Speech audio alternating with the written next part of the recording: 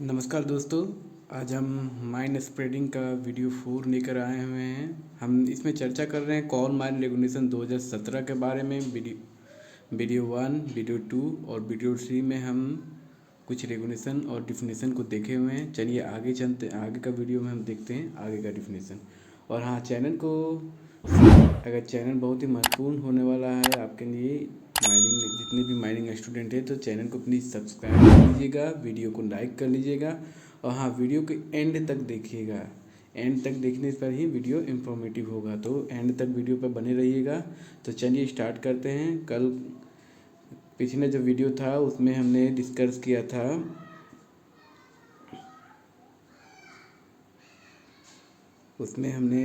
किया था general body of air तक का हमने डिस्कस किया था पिछले वीडियो में। तो चलिए अब इस वीडियो में हम उससे आगे का डिफिनेशन के बारे में डिस्कस करेंगे। तो वीडियो में लेट ना करते हुए चलिए स्टार्ट करते हैं वीडियो को। तो आज का जो पहला डिफिनेशन है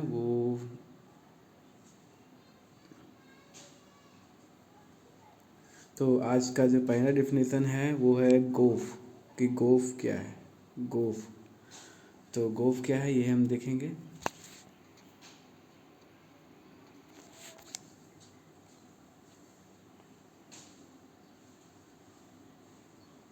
गोफ का डेफिनेशन क्या है? Goaf means any part of the working below ground where from a pillar or the part thereof, or in the case of a longwall working, coal has been extracted but which is not a working place। तो ये था गोफ का definition. तो ये है। अब इसमें एक एक पॉइंट को हम निकालेंगे, पॉइंट टू पॉइंट इसमें हम डिस्कस कर रहे हैं। एक एक पॉइंट आपका जितना भी रेगुलेशन से एक एक पॉइंट जो निकल रहा है, जो कि 1 नंबर का क्वेश्चन बन सकता है, वो सारे पॉइंट को हम पिछले वीडियोस में देखते आ रहे हैं। इसमें भी हम उसी तरह एक एक पॉइंट को निचोड़ेंगे ताकि आपका 1 नंबर का जो क्वेश्चन पूछा जाता है, एक एक नंबर का जो क्वेश्चन आता है किसी भी कंपनी के वैकेंसी का एग्ज़ाम में, वो आपका छूटे नहीं। तो ये बहुत ही महत्वपूर्ण है कि point two the point study करना। बाकी डेफिनेशन आप याद कर सकते हैं, लेकिन point two the point study करना बहुत ही ज़रूरी है। तो चलिए गोफ में का डेफिनेशन देख लिया, अब इसका एक एक पॉइंट को देखते हैं कि इसका एक एक पॉइंट क्या कहता है। तो गोफ, जैसा कि डेफिनेशन में बताया गया है कि goaf means any part of working below ground. तो working below ground, underground working में ही गोफ होता है। सबसे पहला ये तो पॉइंट निकल के आता है कि गोफ कहाँ होता है। गोफ अंडरग्राउंड वर्किंग में होता है, ठीक है। तो any part of working below ground where from, जहाँ से, pillar or the part there of, जहाँ से पिलर को या उसका कोई भाग को क्या किया गया है, एक्सट्रैक्टेड किया गया है, यानी कि काट के निकाल लिया गया है। यानी कि कोयला वहाँ से निकाल लिया गया, पिलर या पिलर का कोई भाग से अगर कोयला काट के निकाल लिया गया है, तो वो जो भाग बच गया वो गोफ कहलाएगा। और इसके बाद आगे देखते हैं। तो ये तो था pillar, board and pillar working के लिए गोफ ये है कि any part of working below ground where from pillar, जहाँ पिलर से और उसका कोई पार्ट से, पिलर या उसका भाग से कोयला को क्या किया जाता है, कॉल हैज़ बीन एक्सट्रैक्टेड, यानी कोयला को काट कर निकाल लिया गया है, ठीक है। But which is not a working place, लेकिन वह एक वर्किंग प्लेस नहीं है। गोफ एक वर्किंग प्लेस नहीं होता है।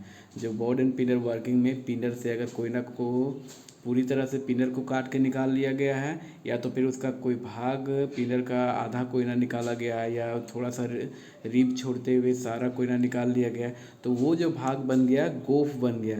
गोफ क्या होता है, वर्किंग प्लेस होता है? नहीं, गोफ is a not a working place, ये वर्किंग प्लेस नहीं होता है। तो ये था बोर्ड एंड पिलर का। अभी डेफिनेशन कुछ बाकी है, उसका आगे चर्चा करेंगे। तो आगे देखते हैं। तो ये बॉर्डर, और in the case of a longwall working, अगर वर्किंग लॉन्गवॉल सिस्टम से चल रहा है, तो in the case of longwall working coal has been extracted, coal को निकाल लिया गया है, ठीक है।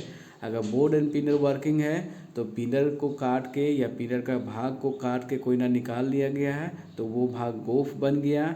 अगर लॉन्ग वर्किंग है तो वहाँ से लॉन्ग वर्किंग में तो पता है कि पिलर नहीं छोड़ा जाता है, अगर कोयला कट के निकलता है तो कोयला अगर कट के निकल गया तो वो भाग खुद ब खुद गोफ बन गया है। ठीक है, तो गोफ ये हुआ गोफ, दोनों डिफिनेशन दोनों वर्किंग के लिए बता गया है। अगर बोर्ड एंड पिलर वर्किंग है तो पिलर को काट के निकाल दिया गया है या पिलर का कोई भाग है उसका कोयला काट के निकाल लिया गया है। ठीक है, तो वो जो पिलर को कटने के बाद जो जगह बच गया वो गोफ कहलाता है। और अगर लॉन्ग वॉल वर्किंग है, लॉन्ग वॉल वर्किंग में वहाँ से कोयला काट के निकाल लिया गया है तो वो भाग गोफ बन जाता है। गोफ क्या है? Not a working place. गोफ एक वर्किंग प्लेस नहीं है। तो ये हुआ गोफ का पूरा एक एक point two the point analysis. अब हम देखते हैं आगे का डिफिनेशन के बारे में। आगे का डिफिनेशन है हॉर्न रोड। हॉर्न रोड क्या होता है? हॉर्न यानी समझ में आ रहा है हॉलेज। हॉलेज जिस रोड में चलेगा वो हॉर्न रोड होगा। चलिए आगे डिफिनेशन देखते हैं क्या है। Haul road means any passage और रोड, एक कोई भी पासेज, कोई भी आने जाने का पासेज, पास होने का रास्ता, और road which is maintain and use in connection with the working of open cast mines. ठीक है, विच इज मेंटेन, जिसको मेंटेन करके रखा गया है, एंड यूज, जिसको यूज करके रखा गया है, which is maintain and use in connection with the working in open cast mines for the play of machinery within the pressing of the mines. तो ये था हॉर्न रोड का definition. Haul road क्या है? Haul road open cast mines में haul road होता है। ठीक है, अंडरग्राउंड माइंस में गैलरी होता है या तो फिर ट्रैवलिंग रोडवे होता है, हॉर्नेज रोडवे होता है। लेकिन हॉर्न रोड क्या हुआ कि ये ओपन कास्ट माइन से संबंधित है हॉर्न रोड। तो haul road open cast mines में होता है। तो अब डेफिनेशन हम लोग पढ़ लिए, अब डेफिनेशन को एनालाइज करेंगे कि हॉर्न रोड क्या है। तो देखेंगे हॉर्न रोड क्या है। तो हॉर्न रोड का मतलब हो गया कि haul road means any passage, कोई भी पासेज है उसको भी हॉर्न रोड कहेंगे, और रोड, कोई भी रोड है उसको भी हॉर्न रोड कहेंगे। तो कोई भी पासेज या road which is maintain and use in connection with the working of open cast mines, जिसको मेंटेन करके रखा गया है और जिसका यूज होगा in connection with the working of open cast mines, open cast mines के वर्किंग में जिसका यूज होगा और उसको मेंटेन करके रखा गया है। किस लिए मेंटेन किया गया है? For the playing of machinery. Machinery जितना भी मशीन है, जो भी मशीनरी होता है ओपन कास्ट माइन का, सोवेन होता है, ड्रैगनाइन होता है, वो सब उसमें चलेगा। ठीक है, within the precinct of the mines, mines की परिसीमा के अंदर। तो हॉर्न रोड वैसा रोड है जिसको मेंटेन करके रखा गया है और जिसका यूज होगा क्या करने के लिए? मशीन को चलाने के लिए ओपन कास्ट माइंस में। तो वैसा रोड को हॉर्न रोड कहते हैं। तो ये हुआ हॉर्न रोड का डिफिनेशन। चलिए आगे डिफिनेशन को देखते हैं हम। आगे है heavy earth moving machinery, HEMM। ये उसका शॉर्ट फॉर्म है, ये उसका फुल फॉर्म है। फुल फॉर्म बहुत ही इंपॉर्टेंट है, फुल फॉर्म याद रखिएगा। एक नंबर का क्वेश्चन, क्योंकि 1 नंबर का क्वेश्चन पूछा जाता है, इसलिए छोटा छोटा जो पॉइंट है, जो छोटा छोटा जो पॉइंट है वो बहुत ही इम्पोर्टेंट है एग्ज़ाम के पॉइंट ऑफ व्यू से। तो इसी में HEMM का मतलब हो गया heavy earth moving machinery. Heavy earth moving machinery, ये इसका शॉर्ट फॉर्म हो गया और ये उसका फुल फॉर्म हो गया। याद रखिएगा शॉर्ट फॉर्म और फुल फॉर्म। अब देखते हैं HEMM का क्या डिफिनेशन है।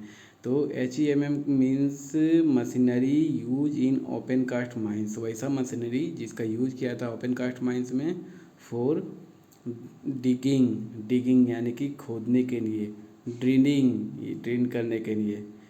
इसमें excluding the hand held drill and the drill machines capable of drilling hole of a diameter up to 50 mm, इसमें छोड़ दिया गया है हैंड होल ड्रिल, जो हाथ से चलने वाला जो ड्रिल होता है, और वैसा कोई भी ड्रिल मशीन जो कैपेबल है drilling hole of a diameter 50 millimetre, यानी कि अगर 50 मिलीमीटर डायमीटर का अगर होल करने वाला कोई भी मशीन है, चाहे वो हैंड होल है या तो फिर कोई भी मशीन है जो कैपेबल है, जो होल कर सकता है कितना डायमीटर का, 50 डायमीटर का होल कर सकता है, वैसा कोई भी मशीन को HEMM में काउंट नहीं किया जाएगा।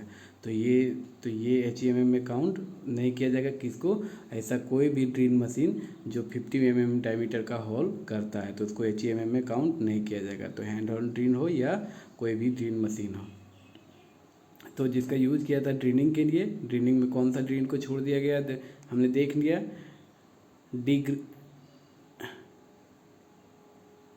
डिग्रेडिंग, हाइड्रोनिकिंग, रिपिंग, डोजरिंग,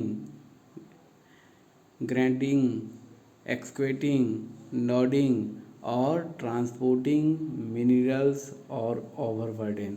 तो ये सब चीज़ करने के लिए, डिगिंग करने के लिए, ड्रिलिंग करने के लिए, डिग्रेडिंग करने के लिए, हाइड्रोनिकिंग करने के लिए, रिपिंग करने के लिए, डोजरिंग करने के लिए, ग्रेडिंग करने के लिए, एक्सक्वेटिंग करने के लिए, नोडिंग करने के लिए, ट्रांसपोर्टिंग करने के लिए, ये सब करने के लिए जिस मशीन का यूज किया जाएगा ओपन कास्ट माइंस में, उस ओपन कास्ट माइंस में, ये याद रखिएगा, HEMM ओपन कास्ट माइंस में यूज किया था। तो ये सब यूज किया जाएगा, ये सब करने के लिए जिस मशीनरी का यूज किया जाता है ओपन कास्ट माइंस में, उसको हम कहेंगे HEMM, यानी कि हेवी अर्थ मूविंग मशीनरीज। तो हेवी अर्थ मूविंग मशीनरी ये कहाँ से रिलेटेड है, ये ओपन कास्ट माइन से रिलेटेड है। ठीक है, ये इसका शॉर्ट फॉर्म हुआ। और इसका यूज क्या क्या क्या HEMM कौन कौन सा काम करता है, ये सब हम देख लिए। इसमें एक बहुत ही इंपॉर्टेंट चीज़ है कि अगर वैसा मशीन, वैसा ड्रिल मशीन जो 50 का डायमीटर का होल करता है, हैंड होल्ड मशीन हो, हैंड होल्ड ड्रिल हो, या तो फिर कोई मशीन हो जो 50 तक का डायमीटर का होल करता है, उसको HEMM में काउंट नहीं किया जाएगा। तो ये हुआ HEMM का डिफिनेशन। अब हम आगे दूसरा डिफिनेशन देखेंगे। तो ये हम point two the point study कर रहे हैं दोस्तों, याद रखिएगा। और इसमें एक एक पॉइंट को याद रखना बहुत ही ज़रूरी है। पॉइंट जितना ही क्लियर होगा एग्ज़ाम में, उतना ही आप कॉन्फिडेंस से टिक मार कर आइएगा। तो देखते हैं आगे का डिफिनेशन के बारे में। आगे है इंक्लाइन। इंक्लाइन क्या है, इंक्लाइन का मतलब होता है एन इंक्लाइन पासेज और road either on the surface और बिलो ग्राउंड। ये दोनों के लिए सरफेस में भी इंक्लाइन होता है और अंडरग्राउंड में भी, बिलो ग्राउंड में भी इंक्लाइन होता है। इंक्लाइन का मतलब क्या हो गया, एक इंक्लाइन पासेज या रोड, एक इंक्लाइन पासेज, एक इंक्लाइन पासेज या कोई इंक्लाइन रोड। इंक्लाइन पासेज को भी इंक्लाइन कहेंगे और इंक्लाइन अगर कोई रोड है तो भी उसको इंक्लाइन कहेंगे। ठीक है, सरफेस में भी या अंडरग्राउंड में कहीं भी। तो ये हुआ इंक्लाइन के बारे में। अब हम पढ़ते हैं दूसरा definition, intrinsically safe. Intrinsically safe क्या होता है ये हम देखेंगे। इंट्रिंसिकली सेफ ऑपरेटर, दो तरह का ऑपरेटर्स अंडरग्राउंड में यूज़ किया जाता है। एक flame proof operators, flame proof operators होता है। ठीक है, फ्लेम प्रूफ, FNP उसको कहा जाता है, फ्लेम प्रूफ। और दूसरा हो गया इंट्रिंसिकली सेफ। ये दो तरह का इंस्ट्रूमेंट का ऑपरेटर, जितना भी मशीन होता है ये दो तरह का मशीन होता है अंडरग्राउंड में। एक फ्लेम प्रूफ होता है, दूसरा होता है इंट्रिंसिकली सेफ। अब देखेंगे कि फ्लेम प्रूफ क्या है, इंट्रिंसिकली सेफ क्या है। तो इंट्रिंसिकली सेफ क्या है, डेफिनेशन देखेंगे पहला, shall have the same meaning as defined under the Central Electricity Authority measure relating to the safety and electric supply regulation 2010।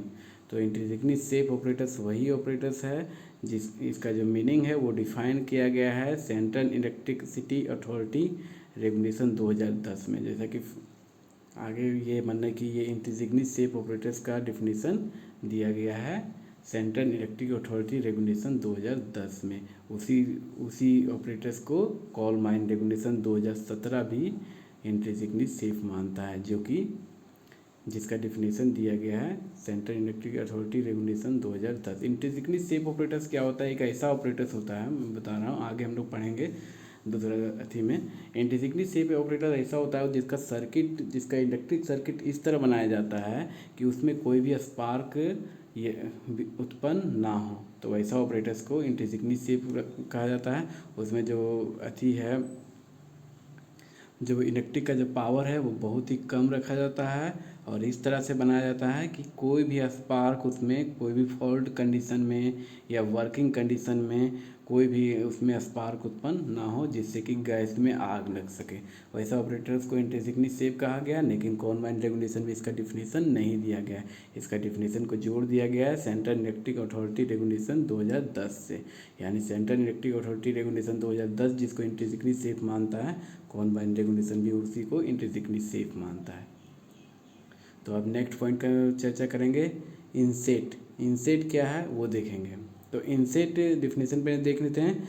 Means a landing और platform in a shaft and incline and excavation there from between top and bottom of the shaft. ठीक है, इंसेट का मतलब हो गया एक landing या एक platform in the shaft. Shaft में कोई भी लैंडिंग है या उसका प्लेटफॉर्म कोई भी प्लेटफॉर्म है तो उसको इंसेट माना जाएगा। एंड इंक्लूड, और इसमें इंक्लूड क्या है, equation there from between the top and bottom of the shaft. तो इंसेट क्या हो गया कि लैंडिंग और प्लेटफॉर्म हो गया शाफ्ट में। शाफ्ट में कोई भी बीच में प्लेटफॉर्म अगर लैंडिंग दे दिया गया, मान लीजिए ये वर्किंग शाफ्ट है, वर्किंग शाफ्ट में बीच में कहीं पर एक प्लेटफॉर्म दे दिया गया है तो उसी को इंसेट मानेंगे। या तो फिर अगर कोई बीच में शाफ्ट के बीच में एक तो वर्किंग नीचे चल रहा है, ठीक है, एक वर्किंग नीचे चल रहा है, अगर बीच में भी कोई वर्किंग चल रहा है तो इसको भी इंसेट माना जाएगा। मान लीजिए कि बीच में वर्किंग है तो शाफ्ट का के जाके यहाँ पर रुकेगा और यहाँ से आदमी इस वर्किंग में जाएगा तो इसको भी इंसेट, क्योंकि ये यहाँ पर शाफ्ट जो केज है वो लैंड कर रहा है तो ये इंसेट हो गया। तो इंसेट क्या हो गया, कोई भी लैंडिंग हो गया और प्लेटफॉर्म हो गया कहाँ, शाफ्ट में। और इसमें क्या इंक्लूड है, equation between the top and bottom of the shaft. Shaft के टॉप और बॉटम में जो इक्वेशन है, शाफ्ट के टॉप और बॉटम में अगर कोई वर्किंग चला हुआ है तो उसको भी इंसेट माना जाएगा। तो ये हुआ इंसेट का। अब हम देखेंगे आगे का डिफिनेशन। आगे है मशीनरी। मशीनरी क्या है, मशीनरी के बारे में देखेंगे। तो मशीनरी क्या है, मशीनरी मीन्स, मशीनरी का मतलब है एनी लोकोमोटिव्स और एनी स्टेशनरी और portable engine, air compressor, boiler, steam operators which is और। तो इसमें मशीनरी में अभी बहुत इसका नंबर डिफिनेशन है, ऊपर से ही समझते जाते हैं। मशीनरी का मतलब हो गया कोई भी लोकोमोटिव, कोई भी लोकोमोटिव इंजन, लोकोमोटिव जो टब के आगे लगा रहता है इंजन, उसको लोकोमोटिव इंजन कहते हैं। लोकोमोटिव को एनी स्टेशनरी और पोर्टेबल इंजन, लोकोमोटिव भी क्या हो गया, एक इंजन हो गया, और इंजन हो गया, लोकोमोटिव भी एक इंजन हो गया, और कोई भी स्टेशनरी और पोर्टेबल इंजन, कोई भी स्टेशनरी एक जगह कोई इंजन अगर इंस्टॉल किया गया है, मान लीजिए एक ही जगह कोई इंजन को इंस्टॉल किया गया है, वो इंजन को इधर उधर नहीं जाता है, ये माइंस में एक जगह इंजन को इंस्टॉल कर दिया गया।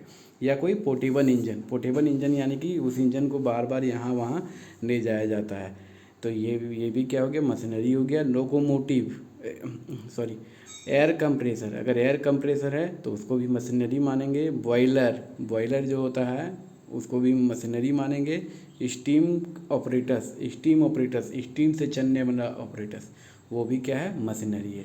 तो मशीनरी का फर्स्ट लाइन में हम लोग देखें, कोई भी इंजन है, कोई भी लोकोमोटिव है, कोई भी इंजन है, चाहे वो इंजन एक ही जगह स्टेशनरी रहता है, एक ही जगह स्थित रहता है, या उसको पोर्टेबल किया जाता है, यानी कि एक जगह से दूसरी जगह उसको पोर्ट किया जाता है। उसके बाद फिर एयर कंप्रेसर हो गया, वो लोकोमोटिव है। बॉयलर लोकोमोटिव है। स्टीम ऑपरेटर्स लोकोमोटिव है। ये सब लोकोमोटिव है। अब हम देखते हैं आगे लोकोमोटिव क्या है। ये फर्स्ट लाइन था लोकोमोटिव का, मशीनरी का। आगे देखते हैं मशीनरी क्या है। Machinery means any such equipments use for cutting, drilling, loading, transporting of the materials which is. तो कोई भी ऐसा इक्विपमेंट जिसका यूज किया जा रहा है कटिंग के लिए, ड्रिलिंग के लिए, लोडिंग के लिए, ट्रांसपोर्टिंग के लिए, ये सब के लिए अगर यूज किया जा रहा है। कटिंग के लिए, जैसे कोयले की कटिंग के लिए कोल कटिंग मशीन का यूज किया जाता है, CCM कोल कटिंग मशीन, तो ये क्या है, मशीनरी है। ठीक है। ड्रिलिंग के लिए UDM का यूज़ किया जाता है अंडरग्राउंड में, यूनिवर्सल ड्रिल मशीन, ये भी मशीनरी है। लोडिंग के लिए, लोड करने के लिए ओपन कास्ट में सॉवेन का यूज़ किया जाता है, ड्रैगनाइन का यूज़ किया जाता है। अंडरग्राउंड में एलआईडी का यूज़ किया जाता है, एसडीएन का यूज़ किया जाता है, ये भी मशीनरी है। और ट्रांसपोर्टिंग के लिए बेल्ट, अंडरग्राउंड में बेल्ट, अंडरग्राउंड ओपन कास्ट में बेल्ट का यूज़ किया जाता है। या तो फिर जो बड़ा बड़ा जो गाड़ी होता है जिसको डम्फर कहते हैं, ये कहते हैं, तो वो सब गाड़ी का भी यूज़ किया जाता है। तो ये सब सब क्या है, मशीनरी है।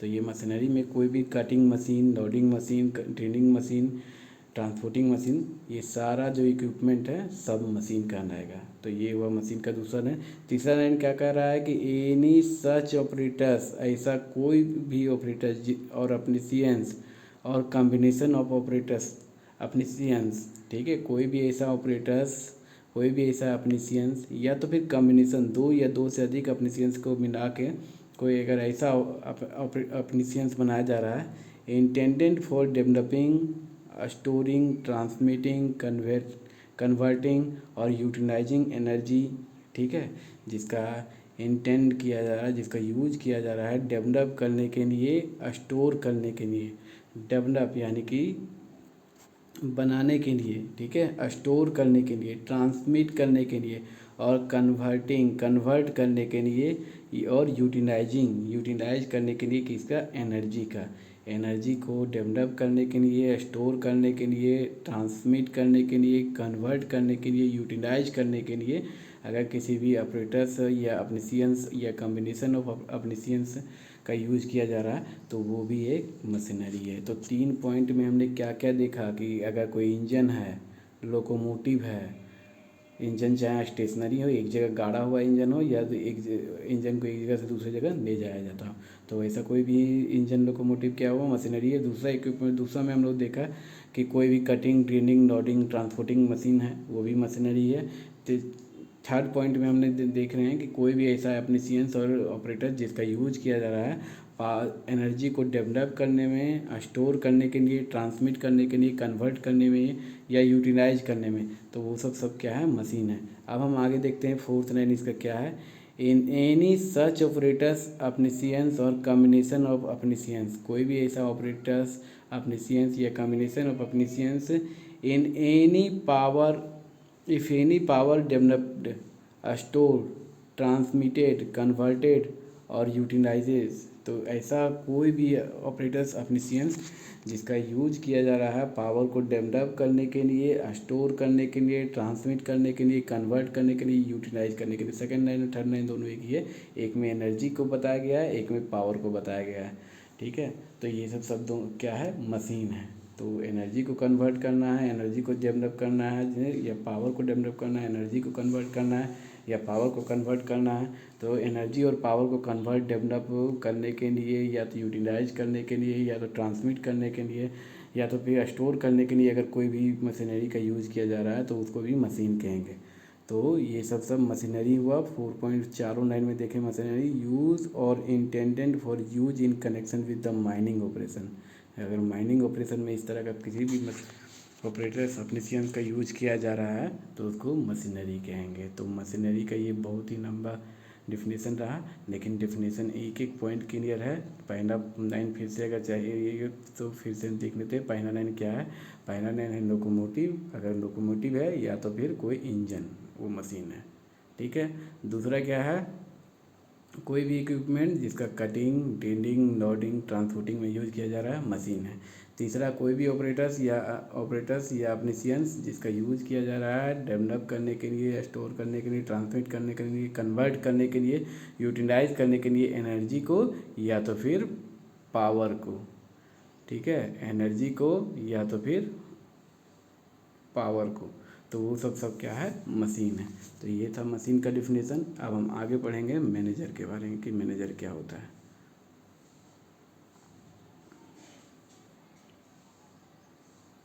मैनेजर, आगे का डिफिनेशन है मैनेजर के बारे में। Manager means the manager appointed under the regulation 27। Manager का मतलब वो ऐसा मैनेजर जिसको अपॉइंट किया जा रहा है रेगुलेशन 27 के अनुसार। रेगुलेशन 27 के अनुसार जिस पर्सन को अपॉइंट किया जा रहा है उसे ही हम क्या कहेंगे, मैनेजर कहेंगे। तो मैनेजर का अपॉइंटमेंट किस रेगुलेशन के अनुसार होता है? अगर क्वेश्चन पूछ देगा तो रेगुलेशन 27 के अनुसार मैनेजर का अपॉइंटमेंट होता है। तो ये था मैनेजर का डिफिनेशन, यानी कि इसको रेगुलेशन 27 पे छोड़ दिया गया। अब सब रेगुलेशन 27 में जाएंगे तो देखेंगे कि मैनेजर का क्या होता है, उसका अपॉइंटमेंट कैसे किया जा रहा है। तो मैनेजर का अपॉइंटमेंट एक शब्द में यहाँ पर एक वन वर्ड के लिए एक ही पॉइंट मिला है कि मैनेजर का जो अपॉइंटमेंट किया जाता है वो किस रेगुलेशन के अनुसार किया जाता है? रेगुलेशन 27 के अनुसार। तो ये था मैनेजर। अब है आगे का पॉइंट है मैन्युफैक्चरर। मैन्युफैक्चरर क्या है? हम आगे पढ़े थे, इससे पहले पढ़े हैं कॉन्ट्रैक्टर के बारे में, डिजाइनर के बारे में। अब है मैन्युफैक्चरर। मैन्युफैक्चरर क्या है? मैन्युफैक्चरर मीन्स हो गया इंडिविजुअल, हो गया एसोसिएशन ऑफ इंडिविजुअल, हो गया कंपनी, हो गया इंस्टीट्यूट, हो गया। ठीक है, मैन्युफैक्चरर में कौन कौन आ गया? इंडिविजुअल, कोई अकेला आदमी भी मैन्युफैक्चर हो सकता है, एसोसिएशन ग्रुप बना के भी मैन्युफैक्चर हो सकता है, कोई कंपनी मैन्युफैक्चरर हो सकता है, या कोई इंस्टीट्यूट मैन्युफैक्चरर हो सकता है। ठीक है, who manufactures machinery, plant, equipment, applications और substance for the use of coal mines. तो कोल माइंस में यूज होने के लिए जो मैन्युफैक्चर कर रहा है मशीनरी का, प्लांट का, इक्विपमेंट का, एप्लीकेशंस का और सब्सटेंस का, ये सब का मैन्युफैक्चर कर रहा है, ये सब को बना रहा है, जिसका यूज होगा कोल माइंस में, तो वो क्या कहलाएगा? कोल माइन रेगुलेशन 2017 के अनुसार उसको मैन्युफैक्चरर कहेंगे। तो मैन्युफैक्चरर में कौन कौन है? जो कि था डिजाइनर में इंडिविजुअल हो सकता है मैन्युफैक्चरर, एसोसिएशन ऑफ इंडिविजुअल हो सकता है, कंपनी हो सकता है, इंस्टीट्यूट हो सकता है। ये चार मैन्युफैक्चरर हो सकता है। ठीक है, मशीन को डिजाइन करेगा, प्लांट को, कोई भी एप्लीकेशंस को डिजाइन करेगा, सब्सटेंस को डिजाइन करेगा माइंस में यूज होने के लिए, ये मैन्युफैक्चरर हो गया। अब आगे का डेफिनेशन देखते हैं मटेरियल। मटेरियल क्या है? मटेरियल में क्या क्या है? इंक्लूड है, इसमें इंक्लूड है कॉल, स्टोन, डेब्रिज और अदर मटेरियल्स। तो मटेरियल्स में इंक्लूड है, क्या क्या इंक्लूड है? कोयला को भी हम मटेरियल ही कहेंगे, स्टोन अगर है वो भी मटेरियल कहलाएगा, डेब्रिज है मटेरियल कहलाएगा, और कोई भी अगर और मटेरियल्स है तो उसको भी मटेरियल कहेंगे। तो कोई पूछेगा कि इनमें से कौन मटेरियल है? कॉल, स्टोन, डेब्रिज और ऑल ऑफ एवोव लिख देगा। तो ऑल ऑफ एवोव में आप टिक मारिएगा, क्योंकि कॉल भी मटेरियल है, स्टोन भी मटेरियल है और डेब्रिज भी मटेरियल है, और कोई और मटेरियल जिसको मटेरियल कहा जा रहा है वो सारा मटेरियल ही है। तो ये था मटेरियल के बारे में। आगे देखते हैं माइंस। माइंस क्या है वो हम देखेंगे। तो माइंस के बारे में पढ़ेंगे। तो चलिए अब देखते हैं आगे का डिफिनेशन, जो कि माइंस का डिफिनेशन है। माइंस क्या होता है अब ये देखेंगे। तो mines for the purpose of chapter 4 under this regulation. ठीक है, इस रेगुलेशन के अनुसार जो माइंस होता है वो क्या होता है? Means all the equation with in the mines boundary. Mines के बाउंड्री के अंदर जितना भी इक्वेशन हो रहा है वो सारा माइंस में काउंट होगा। एंड ऑल द परमिसेस, जितना भी आसपास का जगह है, प्लांट है, मशीनरी है, and the work as specify in the clause J of the sub regulation 1। और सब रेगुलेशन 1 में का जे में जो क्लाउज है of the section 2 of the act, and the same सेन be connective constitutes a mines. तो ये माइंस हो गया माइंस का डिफिनेशन। अब माइंस के बारे में एक एक पॉइंट को देखेंगे कि माइंस क्या है। माइंस क्या है? For the purpose of chapter 4 under this regulation. इस रेगुलेशन के अनुसार माइंस क्या है? ऑल द इक्वेशन, जितना भी इक्वेशंस है, जितना भी इक्वेशन हो रहा है, जितना भी खुदाई हो रहा है within the mines boundary, mines boundary के अंदर जितना भी इक्वेशन का काम हो रहा है, जितना भी खुदाई का काम हो रहा है, कोयला निकालने का काम जितना भी हो रहा है, एंड ऑल द परमिसेस, जितना भी आसपास का जितना भी जगह है, जितना भी प्लांट लगा हुआ है, जितना भी मशीनरीज है, और एंड द वर्क, और जितना भी वर्क हो रहा है माइंस का बाउंड्री के अंदर, जितना माइंस के बाउंड्री के अंदर जितना भी इक्वेशन है, जितना भी परमिसेस है, जगह है आसपास का, जो इतना भी प्लांट लगा है, मशीनरी है, और जो भी वर्क हो रहा है माइंस के बाउंड्री के अंदर, as specify in the sub regulation G of section 1 of section 2 of mines act के सेक्शन 2 के सेक्शन 1 का जे के अनुसार, ठीक है, उसमें जे में बताया गया माइंस में क्या क्या आता है, ठीक है। And the same be connective constitute same mines, तो ये सब मिल के क्या बनाता है, माइंस बनाता है। तो ये था माइंस का डिफिनेशन के बारे में। आगे का डिफिनेशन हम देखेंगे। आगे का डिफिनेशन है मिस फायर। मिस फायर क्या होता है ये देखते हैं। मिस फायर, तो मिस फायर क्या है, misfire means the failure to explode an entire charge of explosive, यानी कि फेल्वर यानी कि फैन हो जाएगा, एक्सप्लोड होना यानी कि फूटने में फैन हो गया, of the entire charge of explosive का पूरा चार्ज, एक्सप्लोसिव जो हॉल में चार्ज किया गया है, अगर पूरा का पूरा हॉल क्या हो गया, फैन हो गया, यानी कि नहीं एक्सप्लोड हुआ, इन ए शॉर्ट होल और ए ब्लास्ट होल, तो उसको क्या कहेंगे, मिस फायर कहेंगे। तो एक शॉर्ट होल या ब्लास्ट होल में, मान लीजिए ये शॉर्ट होल और ब्लास्ट होल है, जिसमें एक्सप्लोसिव को क्या किया गया है, चार्ज किया गया है, यहाँ पर एक्सप्लोसिव डाला गया है, ऊपर से स्टेमिंग किया गया है, ठीक है। इसका बाहर में जो केबल निकला उसको मान लीजिए कि इसको जोड़ के इसको एक ब्लास्ट किया गया। ब्लास्ट करने के बाद अगर ये पूरा तरह से ये हॉल नहीं फूटा, ये फैल हो गया एक्सप्लोज करने में, तो ये जो हॉल जो बचा हुआ हॉल जो बच जाएगा, इसी को कहेंगे मिस फायर हॉल, यानी कि ये जो है ये मिस फायर है और ये जो हॉल हो गया वो मिस फायर हॉल हो गया। तो ये हुआ मिस फायर का। तो मिस फायर में क्या होता है कि फैन होता है एक्सप्लोड करने में, फैनवर to explode entire charge of explosive, पूरा चार्ज क्या होगा, फैन हो जाएगा एक्सप्लोड होने में। उसमें ये नहीं कि आधा चार्ज फूटेगा आधा नहीं, जब फूटेगा तो सब फूटेगा, नहीं फूटेगा तो फिर सब छूट जाएगा। तो पूरी तरह से अगर हॉल छूट गया है, उसमें अगर नहीं फूटा है, तो वो क्या हो गया, मिस फायर हो गया। तो चलिए अब आगे देखते हैं मंथ। मंथ का क्या मतलब होता है, मंथ मीन एक कैलेंडर मंथ, मंथ का मतलब कैलेंडर मंथ होता है। मंथ दो मंथ होता है, एक फाइनेंशियल, एक सॉरी वो तो ईयर होता है। मंथ, मंथ का मतलब क्या हो गया, कैलेंडर मंथ हो गया, ठीक है। अब आगे का डिफिनेशन देखेंगे। मंथ याद रखिएगा, मंथ का मतलब क्या है, कैलेंडर मंथ, ठीक है। आगे का डिफिनेशन देखेंगे। ऑफिशियन, ऑफिशियन क्या है, अब देखेंगे ऑफिशियन क्या है। तो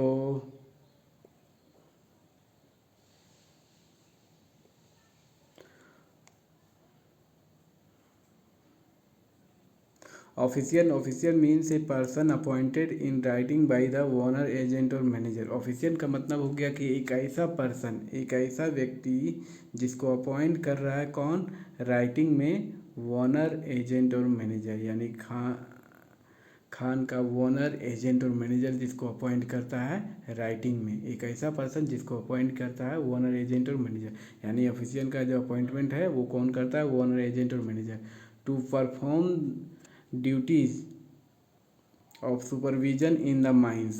वो ऑफिशियल का क्या ड्यूटी होता है, ड्यूटी करना supervision in the mines, mines में सुपरविजन करने का काम होता है official. All the part there of, तो माइंस में या उसका कोई भाग में अगर सुपरविजन का ड्यूटी है तो वो कौन करेगा, ऑफिशियल करेगा। तो ये ध्यान रखिएगा, ऑफिशियल का ड्यूटी है माइंस में सुपरविजन करने का। इसको अपॉइंट कौन करता है, ओनर एजेंट और मैनेजर इसको अपॉइंट करता है। माइंस और the part there of and include an assistant manager. इसमें ऑफिशियल में कौन कौन इंक्लूड है ये देखिएगा। असिस्टेंट मैनेजर ऑफिशियल में इंक्लूड है, वेंटिलेशन ऑफिसर ऑफिशियल में इंक्लूड है, ए सेफ्टी ऑफिसर भी ऑफिशियल में इंक्लूड है, ए सैम्पलिंग इंचार्ज भी ऑफिशियल करना है, और डस्ट इंचार्ज भी ऑफिशियल है, एक ओवरमैन भी ऑफिशियल है, और सरदार भी ऑफिशियल है, इंजीनियर अगर इंजीनियर है तो वो भी ऑफिसर है, और सर्वेयर को भी ऑफिशियल माना जाएगा। तो ये सब ऑफिशियल है।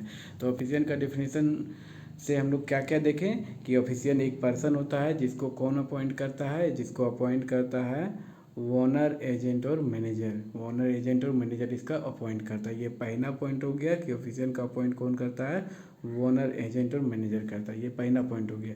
उसके बाद नेक्स्ट पॉइंट इसका क्या निकला, ये क्या करता है, perform duties of supervision in the mines और the part there of, mines पूरी माइंस में या उसका कोई भाग में ये क्या कौन सा ड्यूटी करता है ऑफिशियल, सुपरविजन यानी कि देख रेख का ड्यूटी करता है, सुपरविजन का ड्यूटी करता है। ठीक है, ये दूसरा पॉइंट निकल के आ गया। उसके बाद तीसरा पॉइंट क्या है कि एंड इंक्लूड, इसमें इंक्लूड कौन कौन है ऑफिशियल में, असिस्टेंट में and assistant manager, assistant manager official है, वेंटिलेशन ऑफिसर, वेंटिलेशन ऑफिसर भी ऑफिशियल है, safety officer, sampling incharge, dust incharge, overman, sardar, engineer और सर्वेयर, ये सारा का सारा ऑफिशियल में काउंट होता है सबका।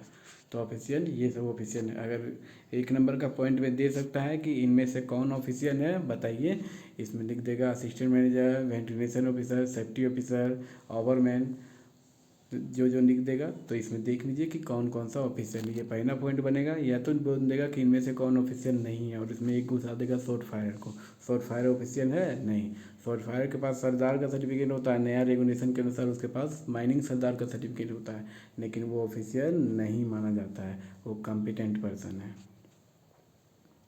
तो ये हो गया ऑफिशियल का। आप पढ़ेंगे ऑन सीटर। ऑन सीटर क्या होता है ये देखेंगे। Onsetter, onsetter means a person appointed to superintendent the raising और lowering the person tools and materials.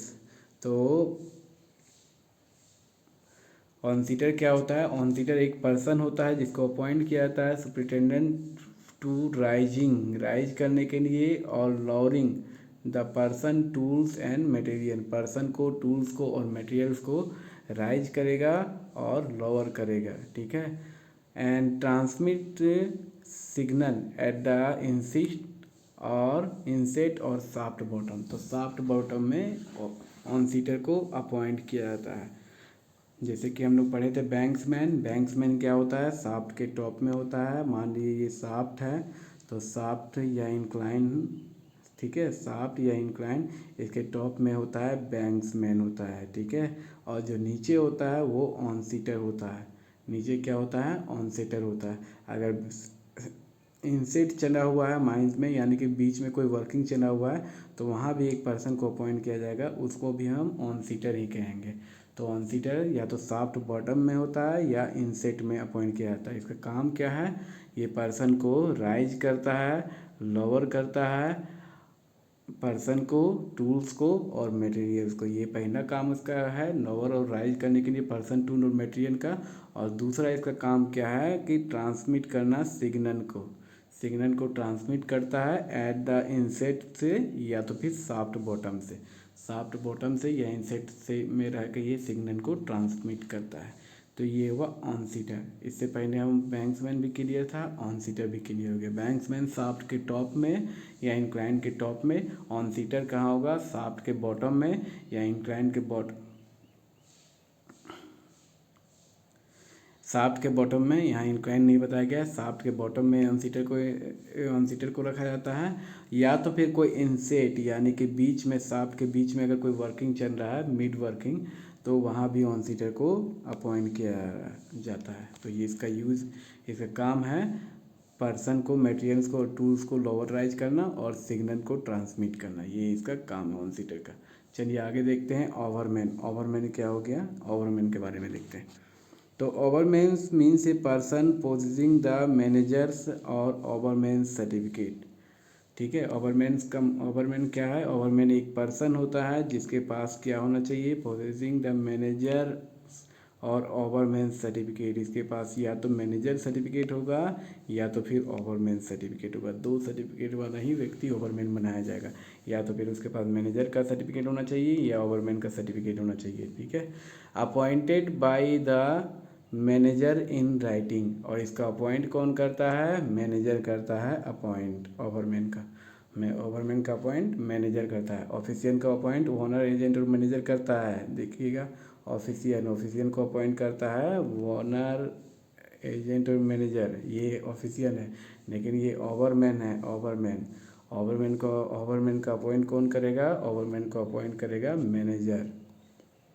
In writing under any designation, कोई भी डिजिनेशन में इसका अपॉइंट कर सकता है, ठीक है। इसको सैम्पलिंग इंचार्ज बना सकता है, डस्ट इंचार्ज बना सकता है, ठीक है। कोई भी डिजिनेशन में इसको अपॉइंट कर सकता है। Whatsoever to perform the duties of supervision और कंट्रोल इन द माइंस और the part देयरऑफ।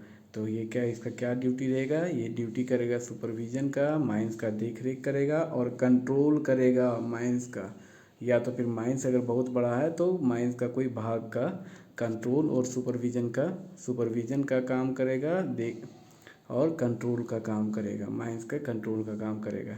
And is such as to superior to sardar, और ये क्या होता है? सुपीरियर होता है किससे? सरदार से, माइनिंग सरदार से ये बड़ा होता है, सीनियर होता है।